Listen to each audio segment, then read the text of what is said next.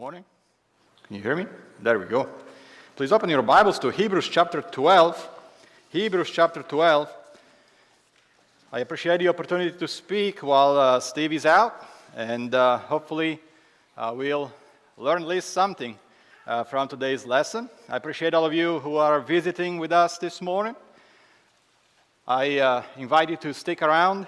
Somebody after services may try to get in touch with you and hand you a visitor's card. So, and if you have any questions about anything that we do, if it is your first time here, feel free to ask. Hopefully by now you found Hebrews chapter 12. We'll read there in just a moment, the first couple of verses. I've always been intrigued, at least with being our theme for the year, about this cloud of witnesses that we can look at that are somehow some people that we can find encouragement and see an example in trying to live according to the way that we are supposed to, trying to run that race with endurance, looking unto Jesus. And so I've been intrigued by this, and hopefully today as we expound a little bit about this topic, we'll be able to get a little bit of an appreciation, if nothing else, for something that we can do in order to be able to run our race with endurance.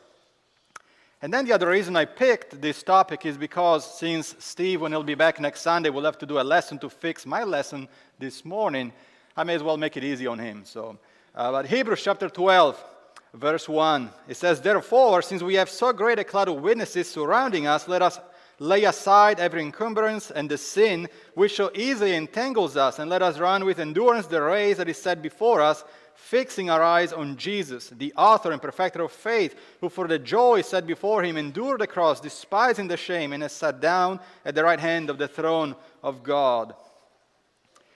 It is interesting to see how this is the conclusion of Hebrews chapter 11, where the author of Hebrews just lists character after character that we define as the heroes of faith or the Hall of Fame of faith.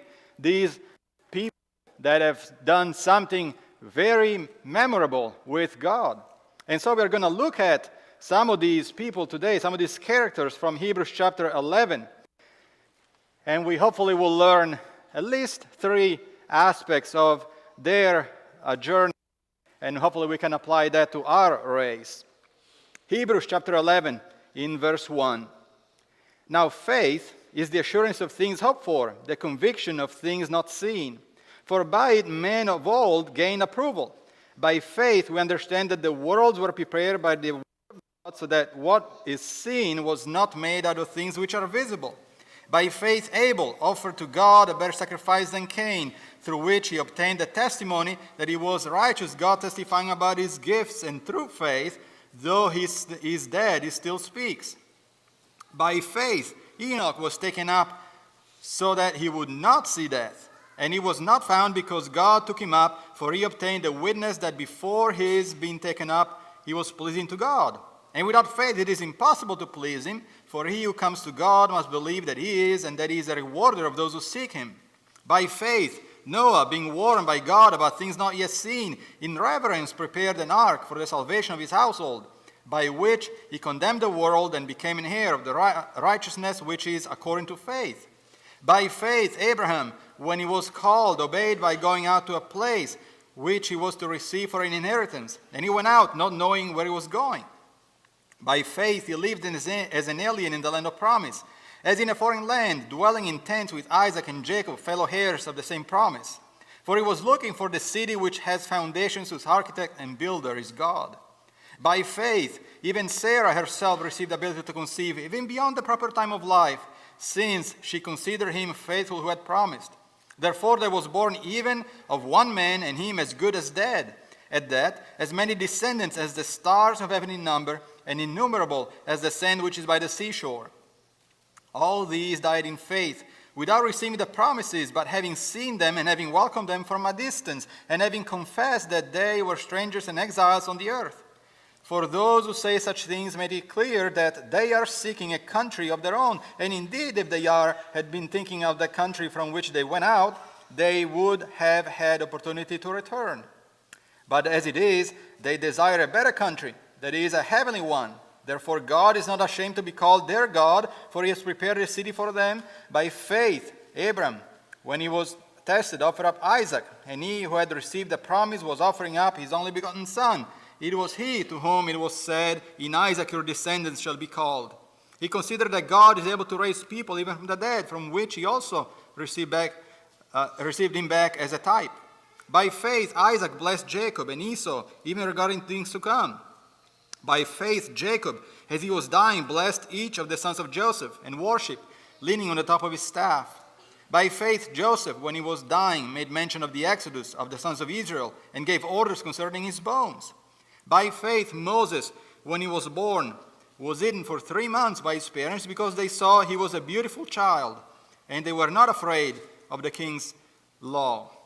By faith Moses, when he had grown up, refused to be called the son of Pharaoh's daughter, choosing rather to endure ill treatment with the people of God than to enjoy the passing pleasures of sin, considering the reproach of Christ greater riches than the treasures of Egypt, for he was looking to a reward.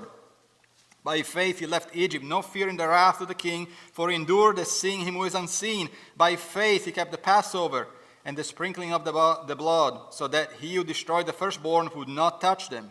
By faith they passed through the Red Sea as though they were passing through dry land, and the Egyptians, when they attempted it, were drowned. There's a lot in this chapter, a lot more than we can cover in our lesson this morning, but hopefully we can look at 3 specific aspects that characterize the lives of these characters. And the first one is vision. Vision is very important in leadership, especially. You may hear it in the business world a lot. But vision, we may define it just as a general way to define it for our lives as the ability to see the big picture of where we're heading and how we're going to get there. Just a general definition. And that's something important in sports. For example, a marathon is just as much as it is physical as it is mental, because one has to run for a long time, and you have to focus, and you have to try to make it, and you have to break up the race, and all those things that people talk about when they run marathons, which I have no clue about because I never ran a marathon, and I don't plan to. But these are important things that we are to do. And if we look at Luke chapter 14, we see something that Jesus says about having vision. In Luke chapter 14, we realize that by ourselves we are not able to get there. And so we need somebody to direct us. And sometimes it becomes a little bit difficult and challenging to have vision, the ability to see the big picture. In Luke chapter 14, in verses 28 to 32, and then we're going to pick up 26, 27, and 33. So starting in Luke 14 in verse 28, Jesus says, "Which one of you, when he wants to build a tower, does not first sit down and calculate the cost to see if he has enough to complete it? Otherwise, when he has laid a foundation and is not able to finish, all who observe began to ridicule him, saying, 'This man began to build and was not able to finish.' Or what king, when he sets out to meet another king in battle, will not first sit down and consider whether he is strong enough with 10,000 men to encounter the one who coming against him with 20,000? Or else, while the other is still far away, he sends a delegation and asks for terms of peace." See, you have to plan for something.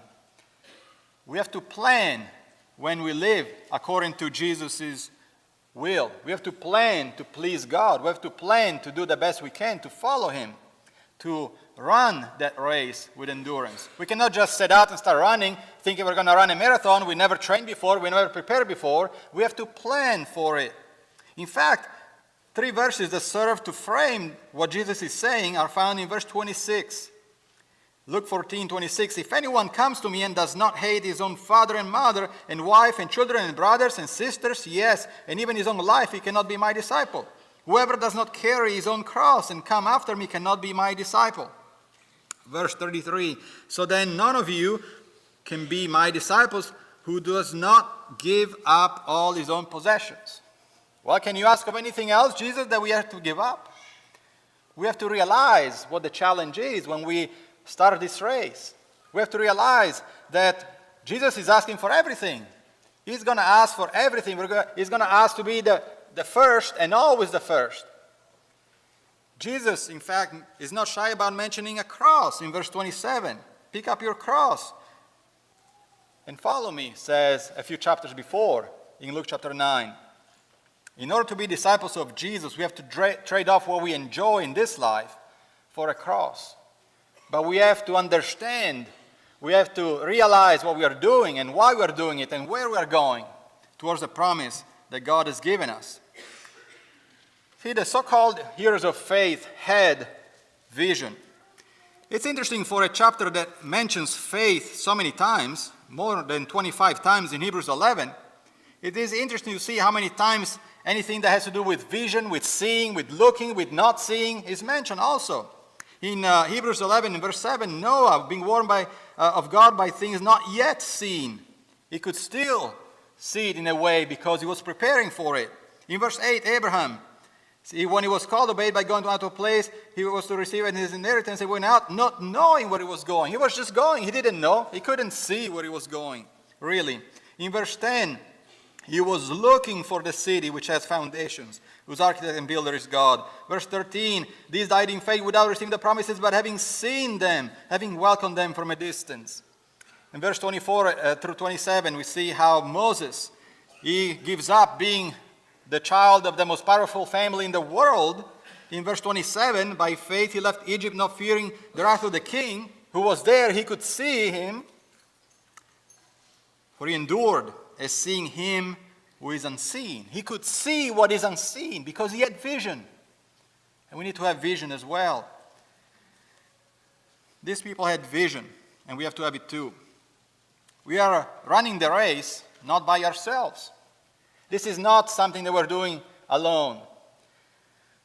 See, in our society, we do a lot of things alone because we focus on self so much. Especially many competitions is whoever gets there first wins. But this race is whoever gets there wins. Everybody. And we are not alone. Maybe we have somebody in our family that we are running with. Maybe a spouse, maybe a child. Or maybe we are alone in this phase of life, but we still have our brothers and sisters we are running with. One thing that we need to be mindful of is that as parents of young children, we have to have vision for our children as well. Because they are young, they rely on us to have vision for them. We cannot get carried away by how busy life gets. We cannot be just so busy with working and providing and taking care of them, but we have no vision for them. We cannot just get involved in so many activities more than we can handle, that we just leave our children aside. Our children are in this race as well, that we realize it or not. So we have to have vision for them as well. And they rely on us for it. Thankfully, it is easier for us today to have vision than it was in the past. Did you see in verse 27 of Hebrews 11 that we just read, where it says of Moses, he endured as seeing him who is unseen? He could see, but not quite see. But then we get to chapter 12 that we read earlier, at the beginning of the lesson. In verse 1, therefore, since we have so great a cloud of witnesses surrounding us, let us also lay aside every encumbrance and the sin which so easily entangles us, and let us run with endurance the race that is set before us, fixing our eyes on Jesus, the author and perfecter of our faith. We can look back and see clearly. See, Moses, you know how we say sometimes, what would Jesus do? Moses could not ask what would Jesus do because Jesus had not come yet. He didn't know what would Jesus do. Moses could not see as clearly as we can. We don't have too much of an excuse not to have vision in our lives for the race that we're running. It is easier to have vision today for us than it was back then. So we have very little excuse not to have vision. And of course, the second trait that we need to have as we run our race with endurance is faith. We need faith. Earlier we defined vision as the ability to see the big picture of where we are heading and how we are going to get there. Faith is what helps vision. They go together. In verse 1 of Hebrews chapter 11 in verse 1, now faith is the assurance of things hoped for, the conviction of things not seen. They go together. Vision keeps us focused on our goal and sustains our faith. And faith is what turns vision into reality, into something more tangible. It is, again, in verse 1, the assurance of things hoped for, the conviction of things not seen. I cannot see it, but I know it's real. And so vision and faith go together. They help each other. Now, one thing to clarify is that whenever our vision and faith in God don't agree, faith in God takes precedence. And we see that in the example of Abraham. In Genesis chapter 15, if you want to turn with me to Genesis chapter 15, Abraham is promised a descendant and a child. And he has all that discussion about Eliezer of Damascus being my descendant. And God says, no, somebody coming from your own flesh will be your son. 10 years go by. 10 years go by and we get to Genesis 16 in verse 1. Genesis 16 in verse 1, it says, now Sarai, Abraham's wife, had borne him no children, and she had an Egyptian maid whose name was Hagar. So Sarai said to Abram, now behold, the Lord has prevented me from bearing children. Please go into my maid. Perhaps I will obtain children through her. And Abram listened to the voice of Sarai. After Abram had lived 10 years in the land of Canaan, Abram's wife Sarai took Hagar, the Egyptian, her maid, and gave her to her husband, Abram, as his wife. And we know how the story goes. Hagar has a child. You see the problem? God has said you're going to have a child, and so Abram and Sarah are making sure that the child comes about. But the vision of Abram and Sarah in this case was not what God's vision was not what he said it was going to happen. They were just making it happen their own way with their own vision, and so they did not have enough faith to trust that God was going to take care of it as he was supposed to do. When our vision and faith in God don't agree, we have to give precedence to faith in God. There's a simple reason for that. He is the one that sees it all. God really, we can say that faith in God is really faith in God's vision, but it's more faith in God's view, because God sees all. He's the one that can tell the end from the beginning. He declares it because he knows how it's going to happen and what is going to happen and how things are going to end up. He knows what's going to happen. And so when we think we should do something in one way because we are going to get there somehow, but God says you're going to do things differently, we're going to do it God's way even though it seems unreal, it seems impossible. We need to adhere to God's vision because he's the one that laid out the course of the race we are running. He's the one that has defined the goal. And he's the one that is waiting there at the finish line for us. He knows how we're supposed to get there. In Hebrews 11, the expression by faith happens 19 times. And every time of those times that you read by faith, there's an action verb afterwards.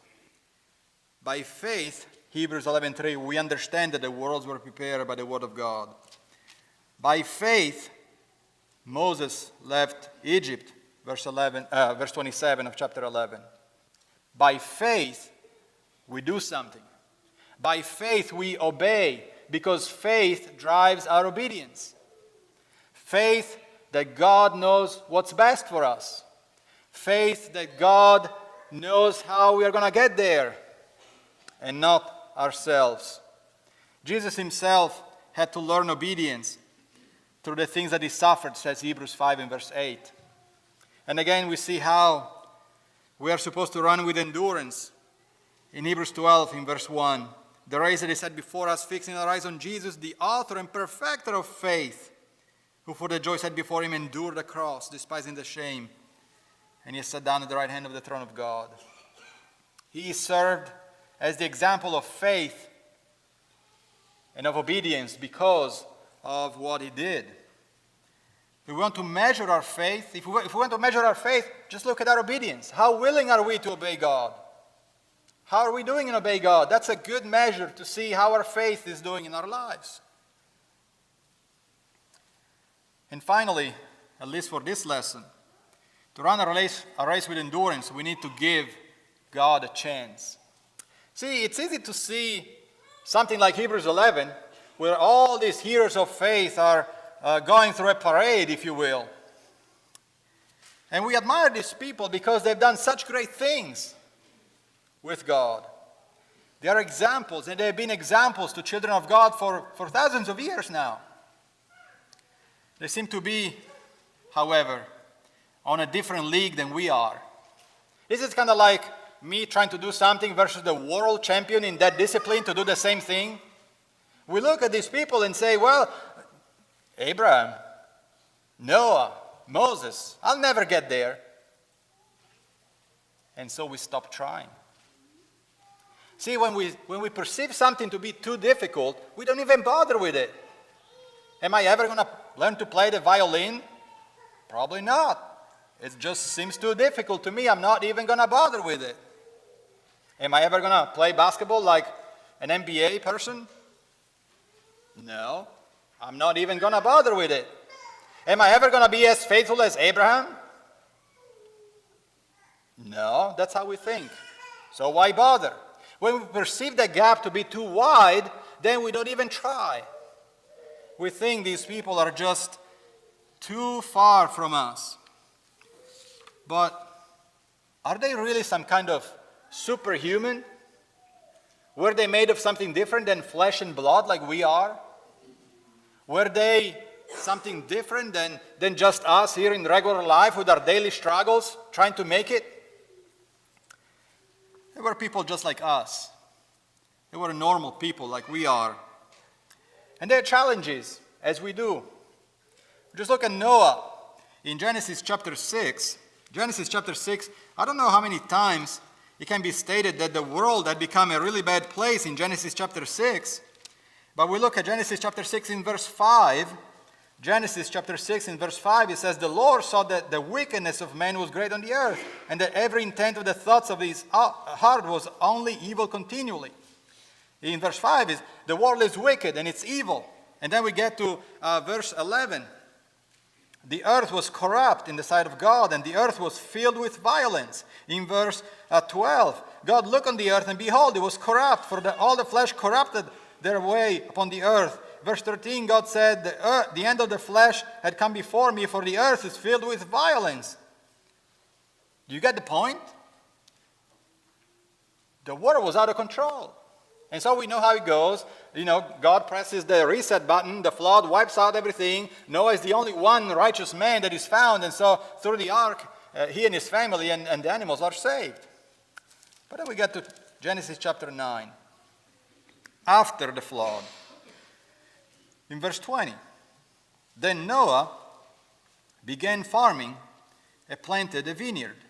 Maybe it just after the flood, maybe he was tired of people offering him more water. And so he just planted a vineyard. And he drank of the wine and became drunk and uncovered himself inside his tent. Now, the man who escaped a world that was out of control himself loses control. We just turn a couple of pages, we get to Abraham, the father of the faithful. Abram, the father of the faithful, in Genesis chapter 12, in verse 10, and he does something similar again in Genesis chapter 20, which we're not going to look at in this lesson. Genesis chapter 12, in verse 10. Now there was a famine in the land, so Abram went down to Egypt to sojourn there, for the famine was severe in the land.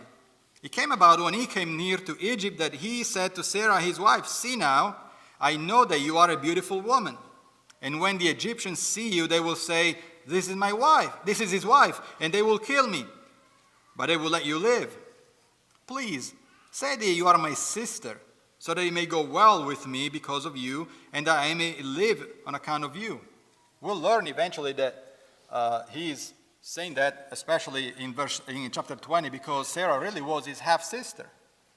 But he's asking Sarah to deceive because he was afraid he would get killed. Could it be that the father of the faithful does not have enough faith in God to trust that he will carry out his promise to give him a child, to give him a descendant? We have Moses in Numbers chapter 20. In Numbers chapter 20, at the waters of Mariba, Numbers chapter 20, in verse 8, God said, after the Israelites are complaining because there is no water, God said, take the rod, and you and your brother Aaron assemble the congregation and speak to the rock before their eyes, that it may yield its water. You shall thus bring forth water for them out of the rock, and let the congregation and their beasts drink. Numbers 20, verse 9. So Moses took the rod from before the Lord, just as he had commanded him. And Moses and Aaron gathered the assembly before the rock, and he said to them, listen now, you rebels. Shall we bring forth water for you out of this rock? Then Moses lifted up his hand and struck the rock twice with his rod, and water came forth abundantly, and the congregation and their beasts drank. But the Lord said to Moses and Aaron, because you have not believed me to treat me as holy in the sight of the sons of Israel, therefore you shall not bring this assembly into the land which I have given them. Yes, Moses does not speak to the rock. He actually strikes the rock twice. But Moses also says in verse 10, shall we bring forth water for you out of this rock? And God says, there is no we. I am holy. I am set apart. I am by myself on a league of my own. And you shall not enter the land. There is no we. Could it be that Moses, the most humble man on the earth, Numbers 12 verse 3, overstepped his boundaries this time? These men were human, just like us. And he probably started farther behind than we have. So how did they get there? How did they make it to Hebrews 11? How did they get there? Were they special in any way? These men just gave God a chance. See, when we see the people listed here in Hebrews 11, especially the early ones, by the time they are around, God, in a way, is still building his credentials. He's still building his resume. There's not a bunch of Old Testament writing that somebody can just go and refer to and see all the great things that God has done. So, okay, then I'll trust God. Like, by the time you come to Jericho, Rahab says, well, we heard what God has done for you. There's very little of that, if any. At least later, God can introduce himself as the God of Abraham, Isaac, and Jacob. But when it comes to Enoch, what does he say? I'm the God of Abraham, Isaac, and Jacob. Don't ask. You'll understand maybe one day. What does he do? He's still building his credentials. And so, as we look at Hebrews chapter 11, we see a list of people that were faithful to God. But what we also see is a list of first-time occurrences in the biblical text. Hebrews chapter 11 in verse 4. How many sacrifices are we told had been offered before the one of Cain and Abel? Verse 5. How many people are we told that walked with God before Enoch came along? Verse 7. How many worldwide floods destroyed everything before Noah built the ark? Verse 8. How many people before Abram left the center of civilization to go to a place not knowing where they were going? Verse 11. How many times before Abram did a barren woman in her 90s and a man 100 years old have a child? Verse 17. How many times before Abram had God tested the faith of one of his followers by asking them to sacrifice their son? And one last one in verse 29. How many times before Israel crosses the Red Sea had a country left, the most powerful country in the world, by walking across the sea on dry land? See, God was building his resume. But these other men are the ones that gave me a chance. They gave me a chance to do it. These are heroes of faith because of the great things they have done. But maybe they are also heroes of faith because they gave a chance to God to begin with, whenever he did not have a long resume to go to. whenever God was not as known of a God as he is today, or he was later on. Did these characters do great and wonderful things from the start? They did, a little bit at a time. I'm not sure how many great things we'll do in our lives like these people have done. But I know that just like Abraham, just like Noah, just like Moses, we all can give a chance to God like they did to begin with. To let him grow our faith, to let him help us as we run with endurance the race that is set before us. See, the thing that we don't like is that giving God a chance takes time. It's not just like a one and done thing. How many days, months, years would have taken Noah to build an ark? Abraham waited 25 years for his son. What did he do in those 25 years? Well, he obeyed God for the most part. What did he do after those 25 years? He kept obeying God. And in the meantime, God also made some requests. Abram, leave your country. Go to a place that I'll show you. Abram, you're going to have a son, but not this son. Wait a little bit more. Abram, now you have a son. Okay, go kill him. Every time God seems to ask for more and more. Every time Abraham moves to the next step, God still stretches him a little bit more. Abraham had a continuous willingness to sacrifice for God. And if there is any way that we can measure our commitment to something, is our willingness to sacrifice for that thing. That is a measure of commitment, how willing we are to sacrifice for that thing. We're not committed to something until we're willing to sacrifice for it. So we need to give God a chance to allow him to help us run with endurance the race that is set before us. There's one last thing that we need to run with endurance. And that is the thing that is mentioned in Hebrews 12.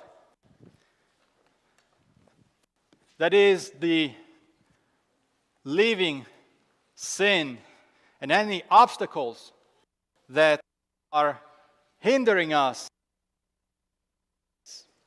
Yes, we need vision to know, we realize what is involved in this race. Yes, we need faith to making it happen. Yes, we need to give God a chance so that he can help us the way that he helped us. He helped so many in the past. But we also need to leave sin behind, to get rid of it. Is there anyone here this morning who is allowing sin to hinder you running your race? Is there anyone here this morning who needs help in prayer from the congregation? Is there anyone here this morning that needs to make their life right with God? Come forward as we stand and as we sing.